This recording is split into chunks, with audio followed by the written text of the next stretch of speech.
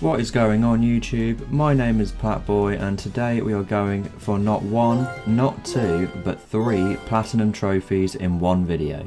Oh my god! Wow! As you can tell by the title of this video, we are going to get platinum trophies in what I believe are the best 3 PSP games. These 3 games were all spin-offs from some of my childhood favourite PlayStation classics. The games that I hold in such high regard are Daxter, Ratchet and Clank Size Matters, and then finally Ape Escape P. With nearly 100 trophies to earn our 3 platinums, it is safe to say that we have a good task ahead. If you enjoy this video or like platinum trophy hunting content, then please consider dropping a like and a sub to follow our journey to 100 platinum trophies. Also, don't forget to comment below if there are any games that you want to see on the channel. Anyway, let's deep dive into these games and see if they are as good as I remember.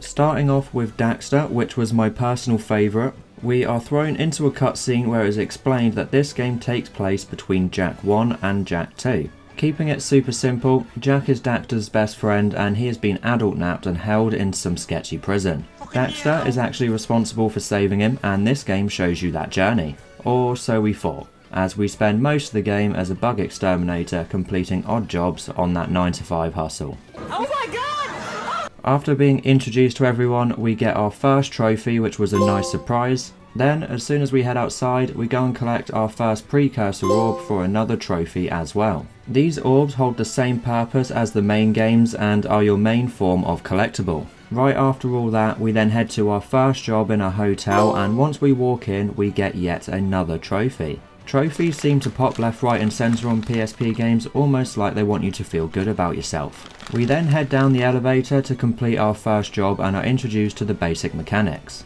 There are these collectibles for this mini game inside the main menu, and we don't need many, but we pop another trophy when we collect our first one. We then have to climb around this hotel and go clear out a few rooms of bugs while completing a couple more tutorials. Once done, we can slip and slide down this chute to get out, as Daxter loves a dramatic exit. After that, Daxter gets another job at a construction site and we pop a trophy as soon as we clock in. We then have to head around the construction site and of course eliminate more bugs. However, we did find another collectible for the minigame and pop another trophy. I then made it to this area here and it was safe to say I struggled a bit.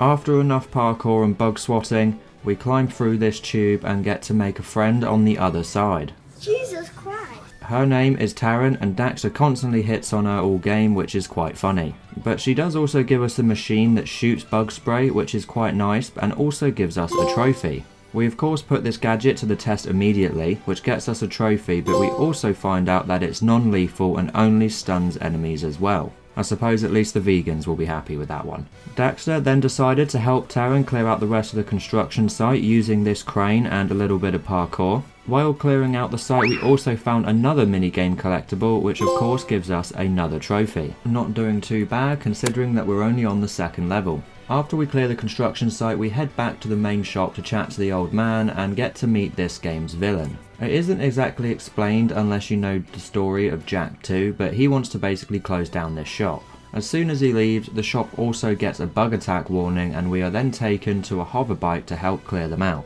This level is really simple. All you need to do is spray all of the plants with bug spray. Once that's done, the queen turns up and you just have to ram her off the road a few times. When she crashes, we get a trophy and then we can head back to the shop. Before we go to our next job, we go and get some rest, and it is here that we can use the precursor orbs that we were collecting to play mini games for upgrades. These mini games are great and all reference huge movies like this one where Daxter is Neo from the Matrix. Now that Daxter is all rested up, we can crack on with the story. We head back to the bar to meet Daxter's crush, and after a little chat she gives us an upgrade for our bug sprayer and a trophy as well. Then, literally right after, we wander into the bar and get another trophy for some reason. Anyway, we were tasked with clearing out the cellar, and the upgrade we just got allows us to do this cool jet hover move to get over gaps. Just like the last few jobs, our focus is to eliminate all of the bugs in the cellar so that we can move on. This level mainly focuses on the jet hover move, and all I have to say is that I really enjoyed this mechanic. Let's get back to trophies. We were able to get one for using our bug sprayer on a fire source to set an enemy on fire. At the end of the level, we had to play this weird minigame to release pressure in these valves. However, once we beat it, we open up the exit and net ourselves the next story trophy. Our next job is set inside the subway system, and as expected, we get another trophy when we arrive. This level is quite different honestly, as we spent a lot of it bouncing between trains and dodging traps. The level also ends with us getting on a speeder and outrunning a train, which is as fun as it sounds, to be honest. Also, once we survive that, we pop our next story trophy as well. Daxter also conveniently crashed right next to our first boss, which is called a hive. This forbidden butt plug is not what it seems, as once you slap it a few times, this creature gets all upset. Overall, he is a very simple boss fight once you know what his attacks are. It did not take us long at all to beat him and pop our next story trophy as well. After that, we got another job come in at the mines, so we make our way over using this teleporter. This obviously pops another trophy too, but we get our next task, and that is to actually collect these crystals. The enemies are not important in this level, which is at least different. With the level's focus being on platforming, we did not struggle at all to locate all of the crystals. Some parkour later, we found them all and returned them to the dude at the beginning. We then headed back to the shop to get some rest, but Daxter goes to drop a Mr. Whippy on the bed. Anyway, jokes aside, we took the time to go after a couple more trophies here and play some of the other minigames. The first one that we got was for playing our third Dreamtime minigame. Out of all the ones unlocked, I decided to go back to the very first minigame and try and get a gold score, which was 100 takedowns. A couple of attempts later, I was finally able to get the gold score and get a gold trophy too. With those out the way, we carried on with the story, and the next mission was back on the hoverbike. It was for the most part exactly the same as the other mission here, but this time there were multiple queens. Once we take them all out, we get our next story trophy and head back to the shop. On the way to the next job, we nearly get ran over by some guards and see none other than Jack being transported. Daxter then hops on his Vespa to give chase, and we then chase this patrol car all over the city while dodging bombs. We do actually chase them for a while, to be fair, but eventually end up getting cornered by more guards in this trap. Luckily though, this stoner dude decided to run them all over and save us, which was hilarious. After some bonding, he then asks us to help him with a job and drops us off to this boat. This was one of my favourite levels, as it just had a great balance of combat and good platforming. Oh, we also got a story trophy as soon as we arrived as well. Also, there were these trampolines that sent us flying into next week, which were great fun. We also managed to find our 250th precursor orb while being flung about, which pops another trophy as well. A little bit later on, we clear out the ship and Daxter befriends this little bug called Tick. He treats Tick like his sidekick, and our first test with him was to short this circuit in this minigame. Once completed, it unlocks the door to get out, and we bump into Daxter's crush yet again. She gives us a flamethrower upgrade this time for our sprayer and another trophy. Our next level is at a distillery, and we all know the drill. We get another trophy once we arrive. This level really shows off the flamethrower, which is the best upgrade by the way. The main thing is it does do some crazy damage and boosts you higher when using the jetpack move, however this comes at an additional fuel consumption. Don't worry about that though, it's all worth it. We complete that level pretty quickly and then start making our way over to the next one at this fish factory place, which pops another trophy to add to the collection. This level in my opinion was the hardest one for a couple of reasons. The parkour was not too bad and had a challenge, however you can get clipped into these spikes which rinse your health bar and often kill you. Also, the checkpoints were not as generous as the rest of the game, as you then had to replay a lot of the crawling sections for no reason. This is definitely not a skill issue, I promise. Anyway, after we kill enough bugs and suffer through enough platforming, we do complete the level and are then told to meet up with the stoner dude from earlier. The stoner's levels are based on his hovercraft thing, but it still requires us to chase down bug queens. The mechanics are slightly different, as this vehicle shoots, which does change it up enough in my opinion. However, after we shoot the bug queen enough, it crashes down and we net ourselves our next trophy. As soon as we exit the level through the portal, we took a chance to grab another trophy. For this one, we needed to simply locate a secret mask which you can put on Daxter. Then, after we got that one, it was followed by another trophy for going back to the higher parts of the construction site for our next extermination mission. All we needed to do was parkour around a little bit more and take out these bee-like hives with our flamethrower. Then we get a cool rail section to get out of the construction site and head to our next job. However, I took a small break here, and on my return I decided to get another easy trophy. It was for simply playing this bug mini game linked to a couple of the collectible bits that we have been getting. You don't need to win, you just need to play a game, and once we do, we pop the trophy. Going back to the main story now, we go to the teleporter and go to a different mine. In here we bump into our favourite person, and she nicely offers us our last upgrade alongside another trophy. Our upgrade is a concussive shot thing that can get multiple bugs in one go, and we pop another trophy for doing just that. For this mission, we had to go around and eliminate 30 of these small hive things scattered around the map. At first I thought this was going to take ages, but then we found a couple of rooms like this, so it really did not take that long.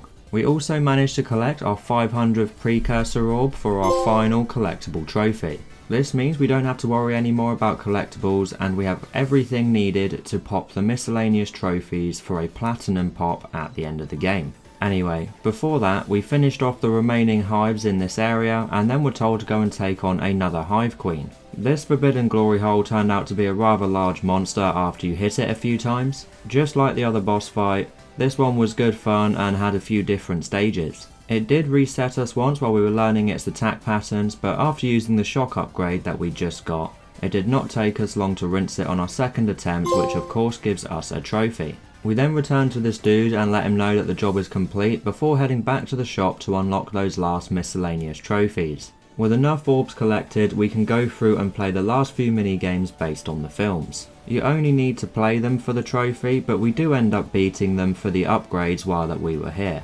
Anyway, after loading into the last mini game, we pop that Sweet Dreams trophy. Now all we have to do is simply beat the game, so we headed off to our next job at a lumber mill, which of course pops another trophy on entry. This level wasn't too bad, just a little underwhelming, as all we had to do was stand on these buttons to zap bugs. There was some platforming here and there, which of course we nailed first try. You stupid! Then at the end of the level we got to go down a slip and slide, which was actually quite fun. For our next level, we had to go and chat with this stoner dude from earlier and help him shoot down this queen bug in a rail-like shooter mission. Honestly, not too bad of a level and kind of refreshing, as I thought we had to go and cause more roadside collisions.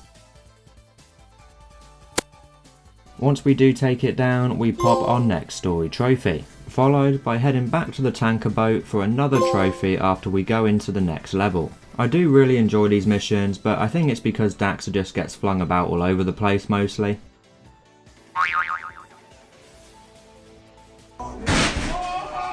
After we do figure out how to get out of the tanker, we then decide it was time to go and free Jack. Bruh. The great idea is to walk up to the Baron dude's headquarters and just say that we were booked in to clear some bugs. Yeah, I'm not really surprised that this is the best thing these two could come up with, but surprisingly it actually works, and we were then let in, followed by our next story trophy. This level was kinda wild, as we ended up navigating this laser-filled library, which doesn't make any practical sense. We also wander through these weird inside gardens and stumble into his vault, which has absolutely no security. Anyway, we eventually make it to the Baron's room, and he is having a chat with his guard about Jack. Using Tick, we were able to steal this datapad from them, which included everything that we needed. After we quickly dip out of the room, Daxter heads back to the shop to come up with a plan. However, the Baron is already here and is talking to the old man. He also sends Tick back to the main menu and walks off, which really upsets Daxter. Daxter goes to confront him, however the Baron, in an unexpected turn of events, blows up the shop.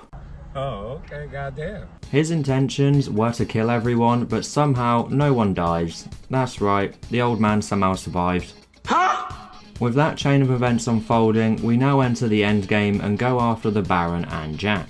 This starts off with some Mission Impossible style cutscene as we perfectly descend down this pipe, followed of course by a trophy. Then, when we arrive, we have to sneak around all these guards in a variety of different ways. It definitely did not take me a few attempts to get past all of the guards. In the end, we finally make it to the Baron's office and see he's on a Discord call with the villain from the main games. Turns out he is in a HR disciplinary meeting and is on his final chance. Naughty, naughty. Dax does stumble across this security terminal and we get to watch what they're doing to our boy. From this terminal though, we can shut down the dark eco machine they are using via this weird minigame. Once we beat it, we go to get Jack but are interrupted by the Baron who wants to have a little chat with us. Also, it turns out that he is this massive bug thing too, which is fun.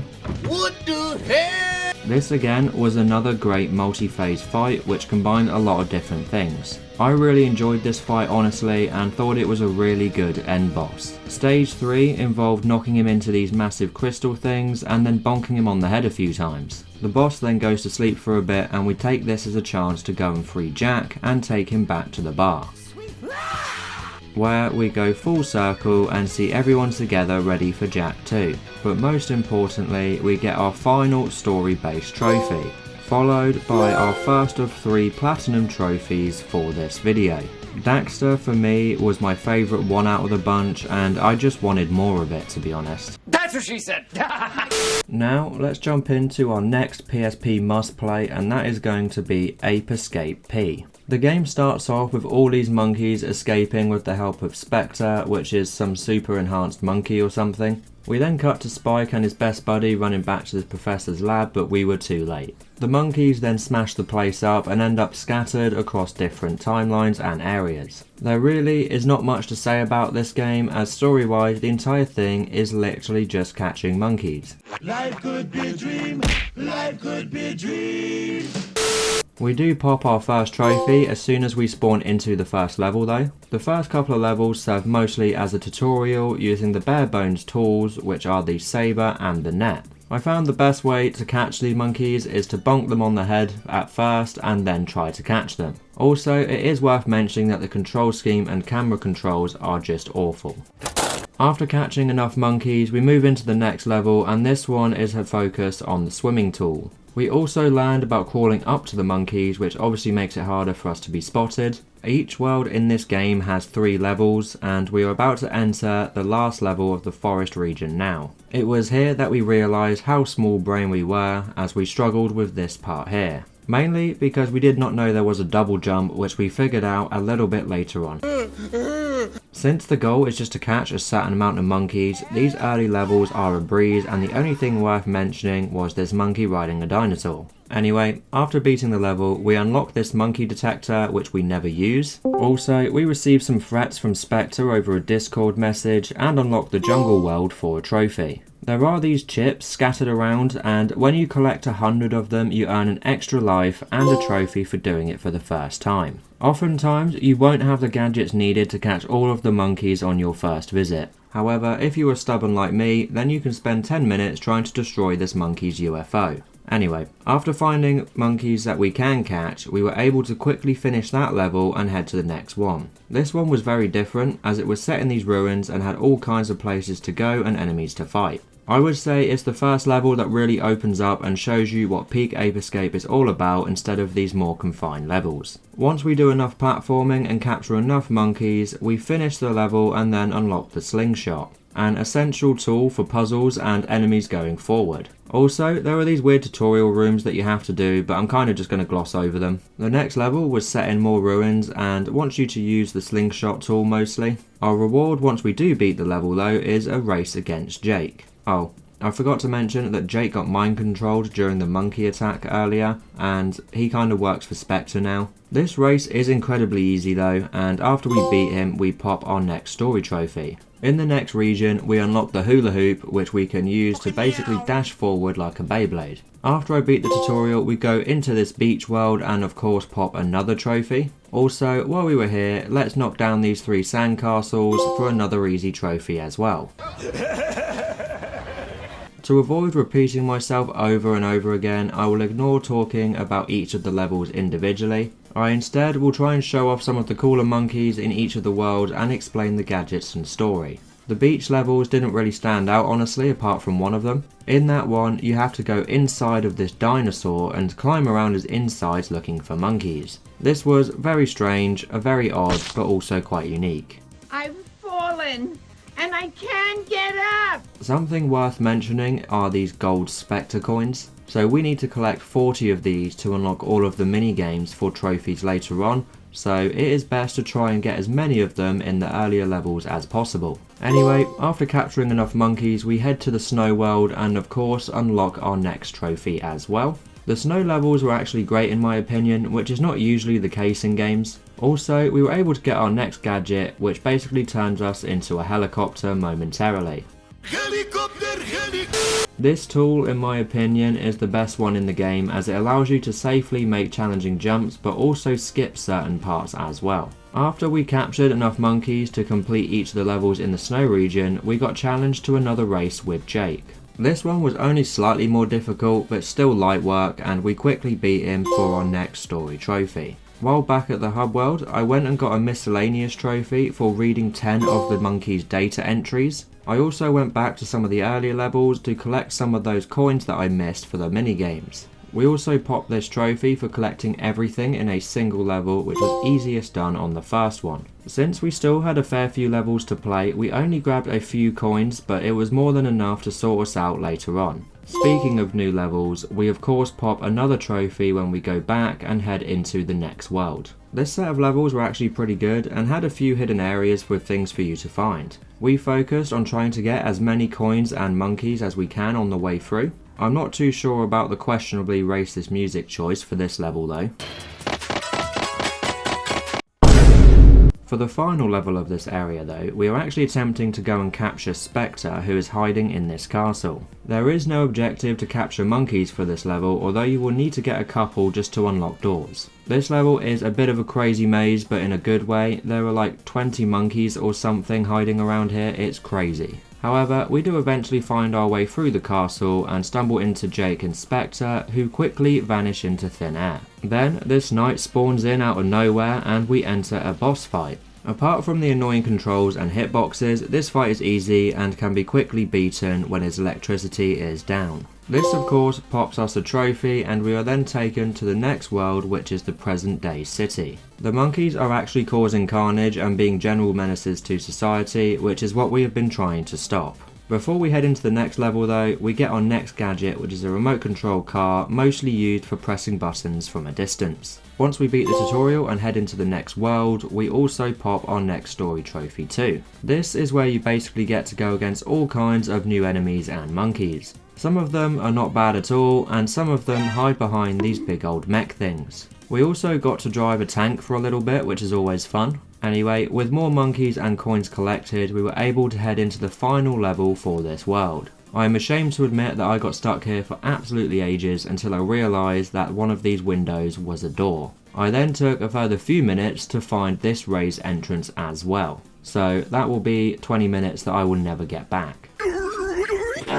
The mission here was to capture Spectre again, so we don't need to capture any monkeys, but we will still focus on the coins. After a while, we finally make it to the roof where we get to see Spectre and Jake holding the professors hostage. This then leads to a very bad boss fight where he repeats the same attack pattern over and over again until a button appears. When you hit the button enough times and beat the boss, you of course get a trophy. However, they all just teleport away again once we beat them, so that was kinda mid. We only have one more level to finish the game now, so we went on to complete some of the miscellaneous trophies. The first one was for completing a time attack on any level, which is simple enough, followed by going to the mini-game room to pop 4 trophies back to back. We don't need to play any of them, just simply launch the mini-game and we get a trophy for each one. Yeah, baby! So, with all that being done, it was now time to enter the final level and save everyone, which of course pops a trophy right away. We start off by trying to save the professors one at a time, and the first one we save is the woman. This is mainly done by this weird roller coaster section, which was kind of unexpected. Eventually though, we were able to make it to her and then break her out after capturing a couple of monkeys. Next up was the professor, and he is in this weird cage and platforming section. In order to get him out, we need to master the platforming and lock in.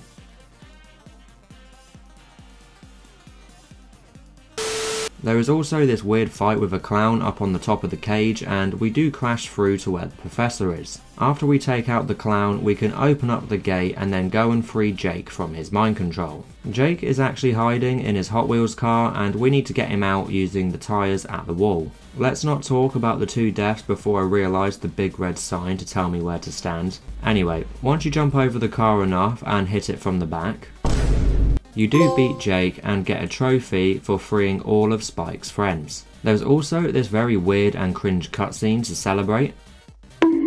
Now it is time to go after Spectre, however he has literally taken this building and flown it into space like some Age of Ultron scene. This level basically had the most annoying enemies and puzzles so far, but it was still a great level for the most part. I say that because there was this one section right here that made me want to headbutt my desk. For some reason, they would occasionally get aimbot and just blast you off the platform. Also, my impatience did not help. Fucking meow! Once we beat that bit, we end up parkouring outside in space all the way around these structures until we find this button, which literally moves a painting right at the very beginning of the level and now starts our climb right back down. What is even more annoying is the elevator just takes you straight back up again to fight Spectre. Anyway, it is finally time to battle Spectre and put a stop to his madness. We get a rather long cutscene here and Spectre tries to turn Spike, but he uses his virgin powers to counter the attack. Spectre didn't like this very much and got inside a mech to clap some cheeks. The first phase of the fight was just running round from this perspective, dodging attacks and touching tips. Then in the second stage we have to dodge a bunch of laser beams and hit the button when it turns green. Although this final attack can reset you if you get caught off guard just like me. We do beat him on our second attempt though, and of course pop our final story trophy. What the hell? Spectre doesn't end up getting captured though, as we just stand there and watch him teleport away again. With us being mugged off like that, Spike decided to run back home to the professors and Jake, and we were then left with our final trophy to get. When you beat the game, you are given a boxing glove tool to help you clean up the levels. Once we beat the tutorial and actually unlock it, the final trophy pops for having all of the gadgets. Then right after, we get that juicy platinum trophy for Ape Escape P. I'm not sure if this game is just the first Ape Escape, as my memory on the games are a little bit hazy. But either way, I had a blast playing this game again and it was a really chill platinum experience. Now let's flow into our final must play of the PSP, and that of course is Ratchet and Clank Size Matters. Let's kick off by saying that Ratchet and Clank were so ahead of their time with childish but hilarious title names, with games like Up Your Arsenal, Quest for Booty, and of course this one, Size Matters. It is worth mentioning that the cutscenes are stretched low resolution ones, which was quite funny, but the gameplay was fine graphically in my opinion. As you have seen while I was ranting, the game kicks off with Ratchet and Clank chilling out on the beach. Then this child comes over and asks to get photos of us doing some heroic stuff, and we agree so long as Ratchet can still make his spa appointment. With that, we head off on a loop around this island and are introduced to all of the basics of the game. I have my fair share of experience with these games, so I flew through this pretty quickly, but it does serve as a good tutorial. Once we beat it, we get our first trophy alongside our first armor piece. We then get our next cutscene and the legendary idiot Captain Quark makes an appearance. What is hilarious is his entire thing for this game is him trying to locate his parents, and he just follows Ratchet around hoping to bump into them. Also, this little girl gets attacked by this dropship and it starts shooting up the island for some reason.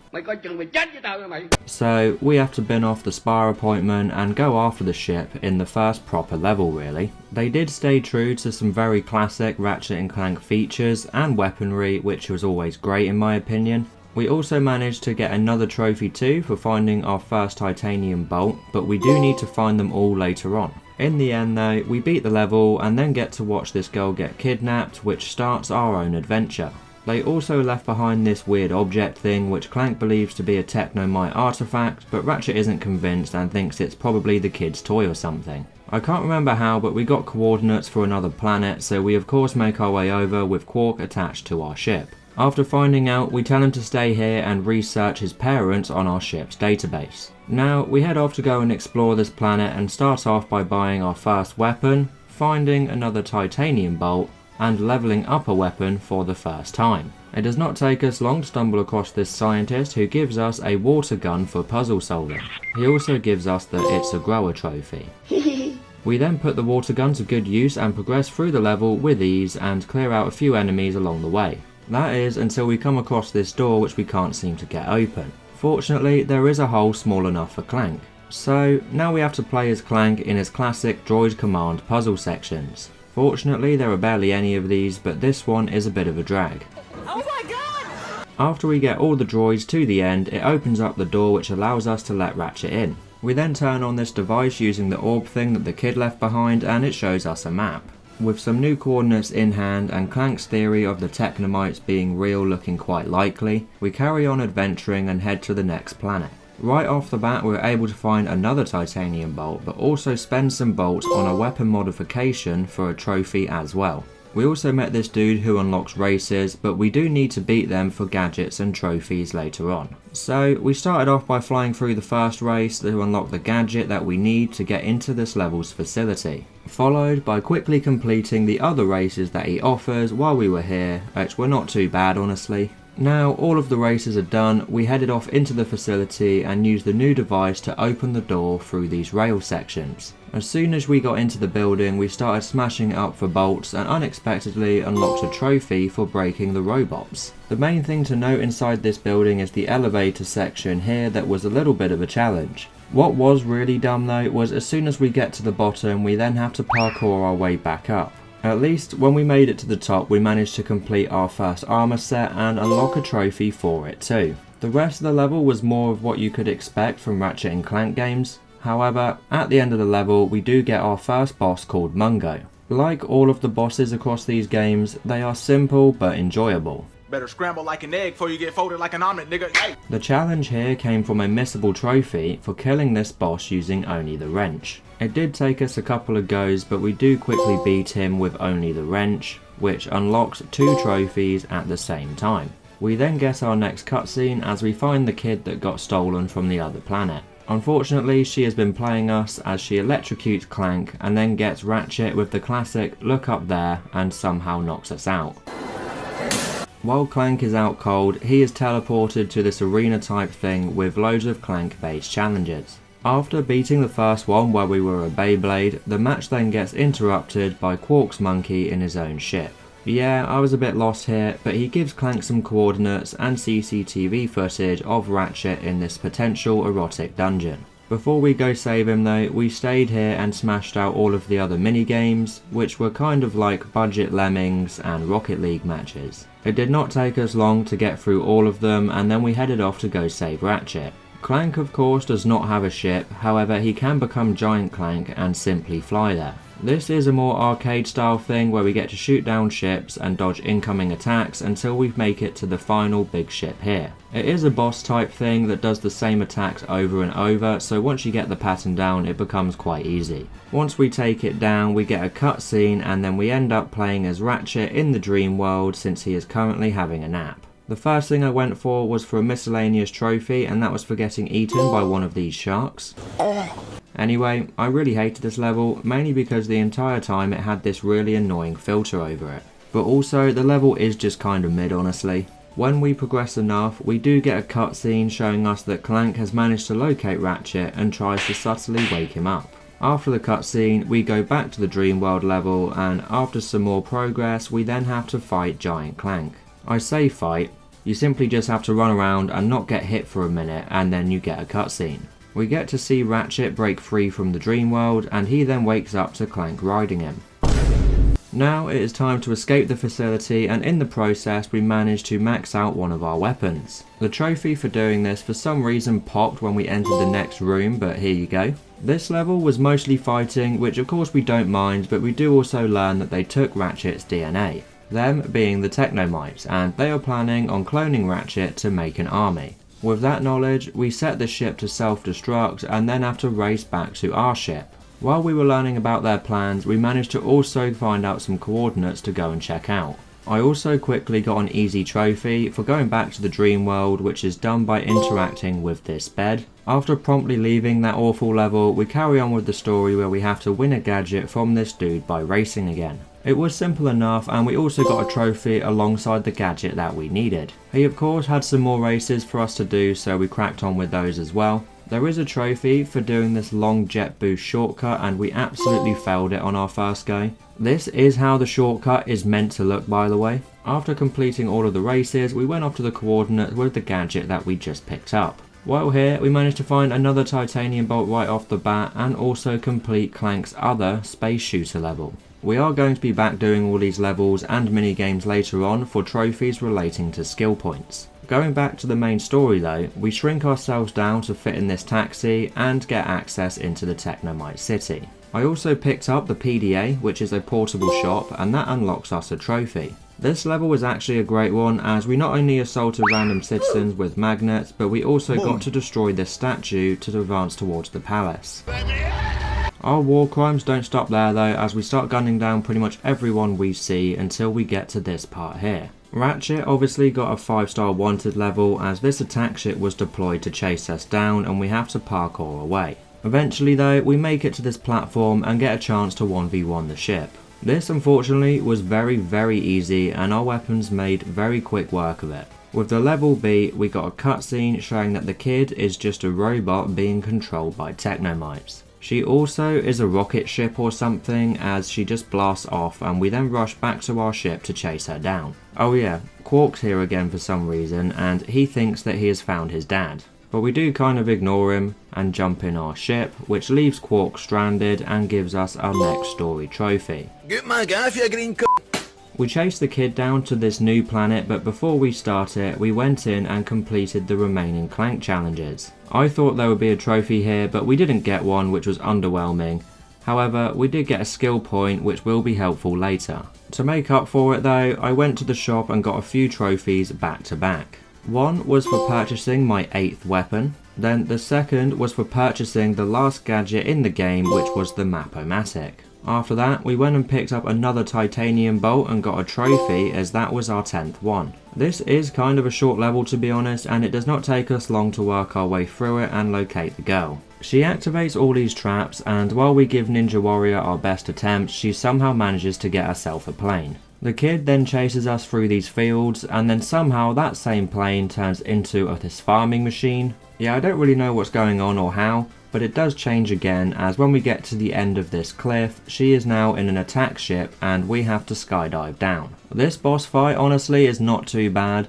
What is annoying though is if you die you have to do all of the other sections again. Anyway, I think it was our second attempt that we got her on, and once we gun her down, the kid crash lands hilariously. We of course get a trophy to go with that victory as well. Also, Clank tries to get data from the kid and as you can expect it did not go to plan. Ratchet then has to shrink himself down and go inside Clank. The plan is to basically restart his systems from the inside and clear out any Technomites with Clank's security officer.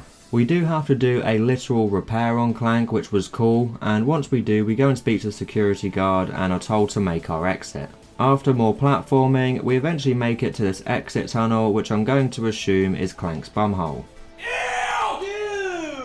What the fuck? We then exit Clank and go back to normal size now that Clank is all repaired. He was also able to get the location of the final planet needed to shut this all down before going into his coma. However, we have a few things to clean up before we do that. The main thing that we had to do was go back through every planet and area while completing their skill points and collecting all of the titanium bolts. Overall, it is not as daunting as it sounds, but you are often battling scuff controls like I was here for 5 minutes. The first miscellaneous trophy that we got though was for killing this massive crab in the first world. Going back to skill points, they are basically challenges to do in every level and we need to do all of them for a couple of trophies. Some of them are simple and easy, however some of them are very annoying like no hit runs and beating high scores. While we were doing these though, we got some trophies and one was for throwing a race and coming last. Also, I refuse to believe that people found all of the bolts and done all of the skill points without any guides or help. Some of them are literally insanely well hidden and just crazy challenges. After an hour or so, we managed to get our 15th skill point, which nets us our next trophy. Then, after another hour or so, we realised that there is a missable skill point which is kind of major. That is for beating the Clank fight in the dream world without getting hit, so we are going to have to replay the game in New Game Plus all the way up to that point. Are you crying, bro? No, The last planet will hold our last titanium bolt and achievable challenges, so it is time to go and complete it. It starts off with us shrinking ourselves down and getting a taxi to the facility. This wasn't actually too bad of a level, and we even got to fight these weird Lombax clones for a bit too. I then found our last titanium bolt needed to pop the trophy for getting all 20 of them. This level for the most part is a very long boss fight with the main chief of the Technomites mixed in with some cutscenes. Also, this joke about Ratchet's classic weapon called the Rhino is just gold. It's about power, and what is more powerful than intelligence? The Rhino? The first phase is an arena style fight where he sends Lombax clones at you for about 2 minutes. There is a skill point here for killing 75 of these before the time runs out, which did take a couple of attempts, but we do get it eventually. Once we beat the first stage, we then escape this ambush here and everything gets interrupted by a giant quark. No clue how he's here, but he seems to think that Squidward is his dad, and he then gets shrunk down too and we have to run away. After we escape, we enter the second phase, and that involves Giant Clank giving him the left-right goodnight. You can just spam the jump attack, which made clapping his cheeks really easy. Quark of course interrupts this fight as well, which is quite funny honestly. This causes Squidward to basically shrink ray himself by accident, and we enter the final stage of the fight. Before that though, let's get that last skill point for doing a time trial thing on this planet. Now that we have 24 out of the 25 skill points, let's go to the point of no return and finish our first playthrough. This last fight is everything you'd expect from a Ratchet and Clank final boss, and is actually quite a challenge honestly. If it wasn't for having the portable shop so I can essentially always buy ammo, I would not have got this fight on my second attempt. What is hilarious though is after we beat him, we then show Quark that he is not his dad, and after a quick breakdown, he heads over to this brain swapping machine thing and goes to swap their minds around, but accidentally zaps the monkey instead. Yeah, so now the leader of the Technomites is a monkey or something, I don't really know.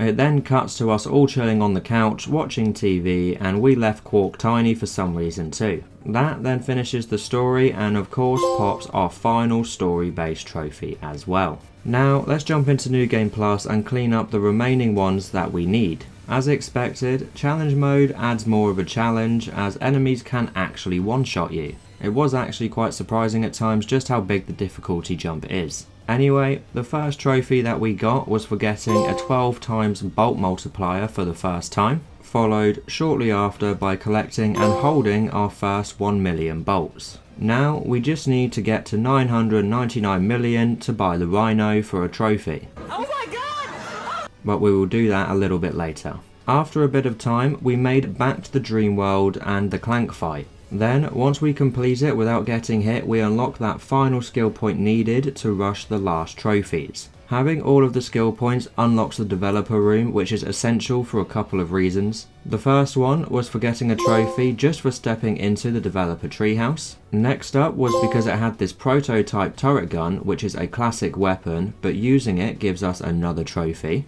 Also in this treehouse were these developer Clank challenges that were legitimately hard and I had to use a guide. But once we beat one, we get a trophy, and thankfully we do not need to beat them all. I then went and purchased an upgraded weapon that unlocks only in New Game Plus, which gives us another trophy. Then we just needed to farm enough bolts to purchase the Rhino, which we abused the developer room to do. If you can get a 12 times multiplier and go to the developer room, you can rack up a lot of bolts very fast. Also, since it's accessible through the pause menu, it's easy to reset and repeat. After about 15 minutes, we finally got enough bolts to purchase the Rhino for that otherwise very annoying trophy. Sadly, you don't really get to use these weapons though unless you're set on doing another casual playthrough. The final trophy needed was to equip a very rare armor combination, and after a bit of research, we promptly pop that last trophy. Followed by the juicy platinum trophy for Size Matters, which was amazing and hilariously titled. Overall, I genuinely do really still like this game,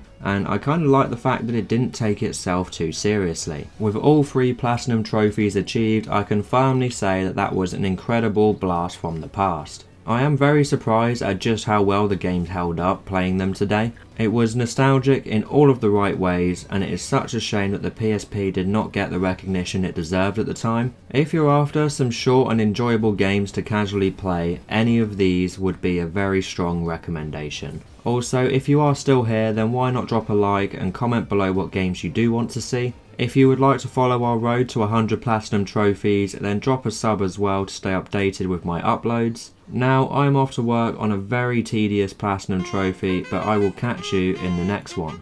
我很喜欢冰淇淋。